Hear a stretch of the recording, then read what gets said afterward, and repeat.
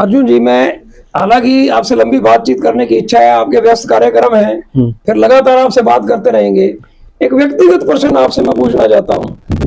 आपको तो बड़ा अच्छी तरह से ध्यान होगा कि फतेहाबाद जिले में पहले 4 विधानसभा सीटें होती थी परिसीमन से पहले, रतिया, भट्टूकला, टोहाना, फतेहाबाद। चारों पे ही एक टाइम ऐसा था कि इनेलो के विधायक जीते थे, चारों सीटों पे होते थे।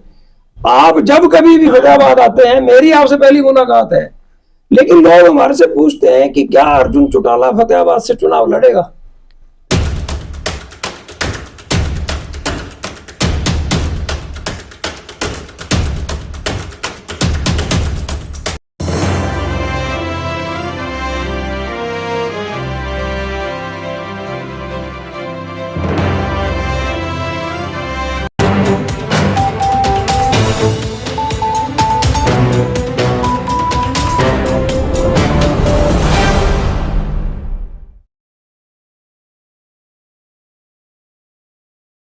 शहर फतेहाबाद की स्टेट बैंक रोड पर स्थित इलेक्ट्रॉनिक्स, फर्नीचर व हॉलमार्क ज्वेलरी का फतेहाबाद जिले का सबसे बड़ा शोरूम। विशाल टीवी के नमस्कार, मैं हूं सुनील सदेवा। आप देख रहे हैं हरियाणा जनादेश टाइम्स।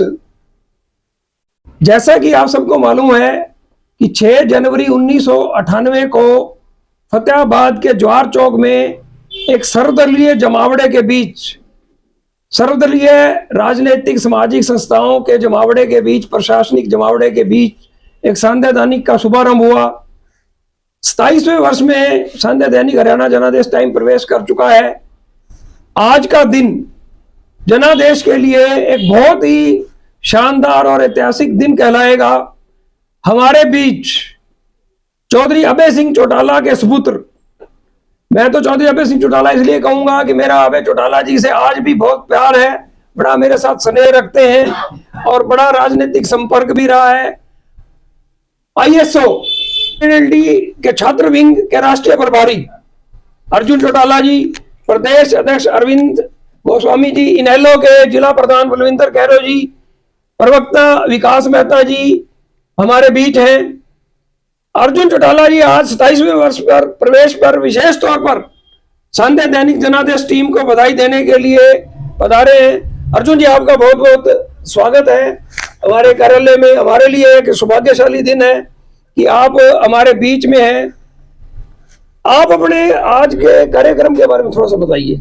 छात्र गतिविधियों में भी आज आपने भाग लिया है, एमएम कॉलेज में स्टूडेंट्स को भी आंदोलित मतलब संगठित करने के लिए गए हैं और गाँव में भी गए हैं। जिस तरह से आपने अपने 26 साल पूरे करे, पहले तो जी मैं आपको उसकी बधाई देना चाहूँगा। और जिस तरह से हरियाणा जनादेश टाइम्स अपने 26 साल पूरा करके अपना स्थापना दिवस मना रहा है, उसी प्रकार से आईएनएलडी स्टूडेंट्स ऑर्गेनाइजेशन आईएसओ आने वाली इस 15 फरवरी को अपना स्थापना दिवस मना रहा है। हमारा 5वां स्थापना दिवस है जो कि हम हिसार में मनाने का काम कर रहे हैं। आज उसी के विषय में हम अपने फतेहाबाद के छात्र संगठन के जितने साथी हैं उन सभी से मिलने के लिए आए। एमएम कॉलेज में एक बड़ी विशाल छात्रों की मीटिंग रखी गई। गवर्नमेंट कॉलेज गुना में एक बड़ी विशाल छात्रों की मीटिंग रखी गई और बड़ा ही प्रेम और प्यार सभी छात्र साथियों का मिला। और उसी विषय में होने वाले स्थापना दिवस के विषय में आज मेरा फतेहाबाद चक्कर लगा है। अर्जुन जी, आप युवा हैं और आज ना युवा जो कि देखिए, मैं 61 वर्षीय आप लगा लीजिए सीनियर सिटीजन कैटेगरी में ही हम पहुंच चुके। युवा ना एक भ्रमित सा लगता है, कुछ तो नशा और कुछ उसको ना राजनीतिक कोई ना वो नहीं नजर आ रहा भाई। देखिए जी, इसके पीछे एक बहुत बड़ा कारण है भाई।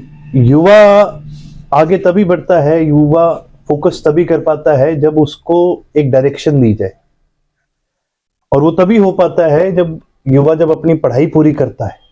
सबसे पहले तो उसको शिक्षा के समय, उसकी पढ़ाई के समय भी हर प्रकार की मदद मिले, और उसके बाद जब उसकी पढ़ाई पूरी हो जाए तो उसको रोजगार के लिए हर अवसर प्राप्त हो।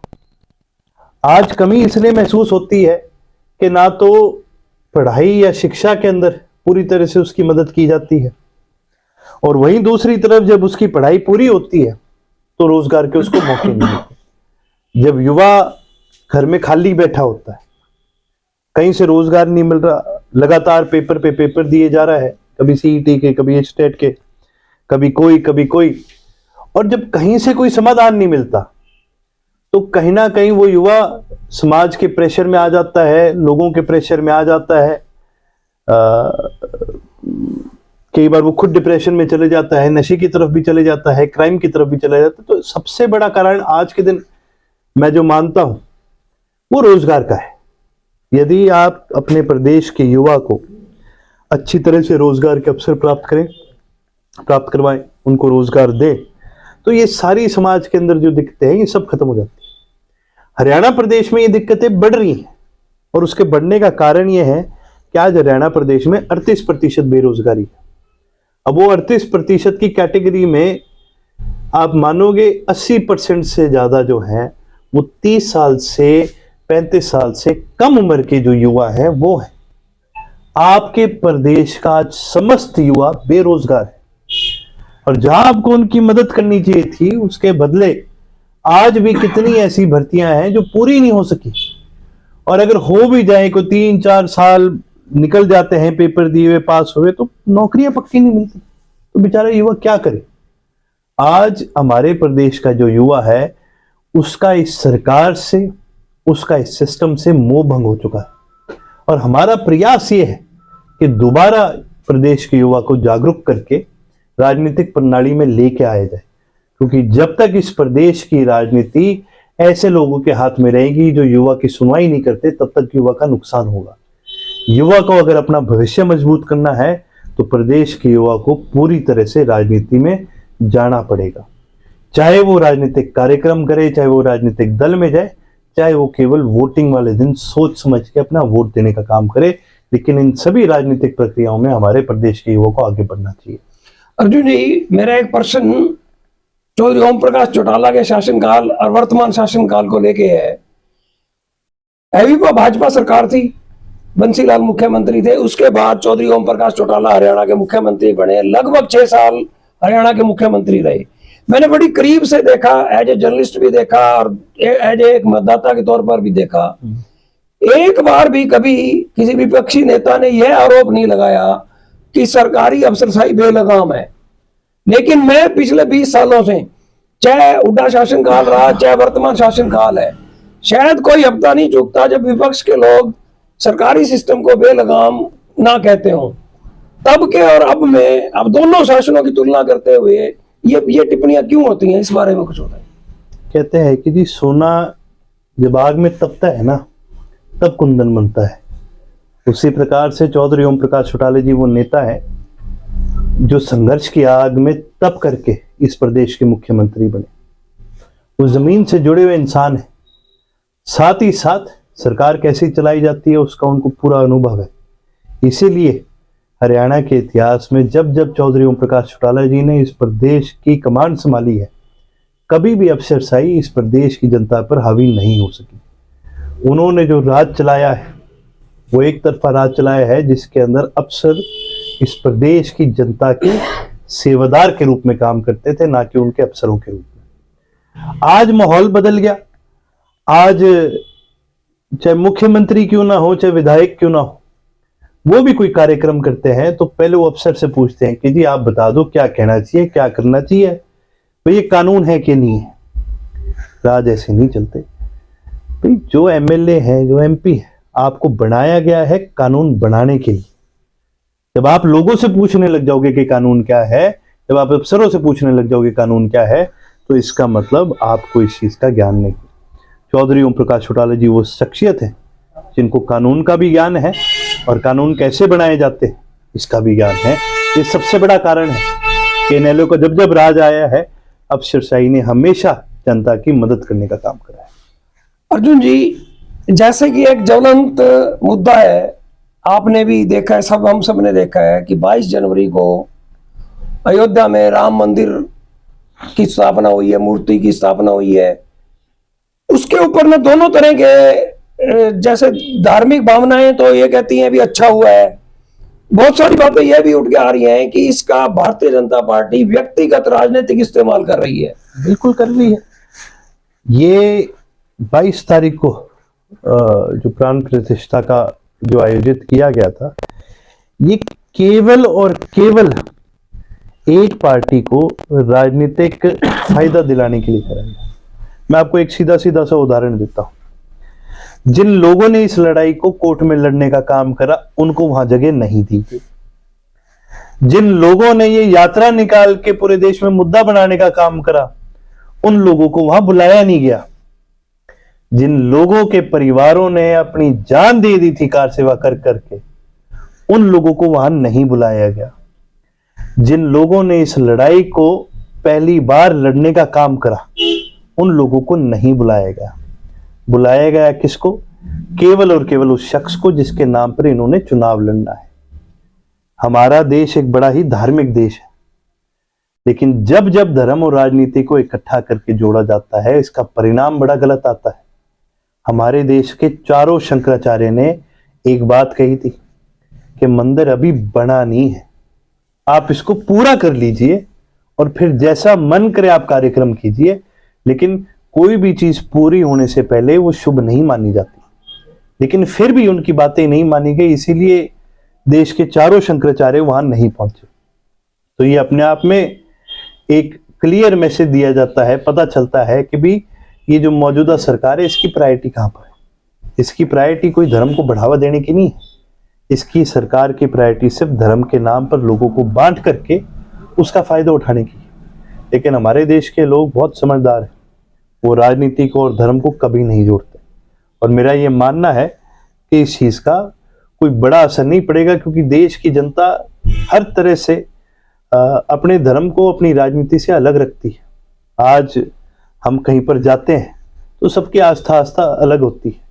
किसी की आस्था श्री राम में है तो किसी की आस्था महादेव में है, किसी की आस्था बालाजी में है तो किसी की आस्था गुरु नानक देव जी में है, तो किसी की आस्था शायद अपने गांव के दादा खेड़े तक ही है, उससे आगे की नहीं। पर हर इंसान अपनी आस्था को लेकर के आगे बढ़ता है। जरूरी नहीं है कि भाई जो चीज उनके ऊपर थोपी जाती है उस चीज को माने। वसुदेव कुटुंब एक कहावत है, ये दुनिया मेरा घर है।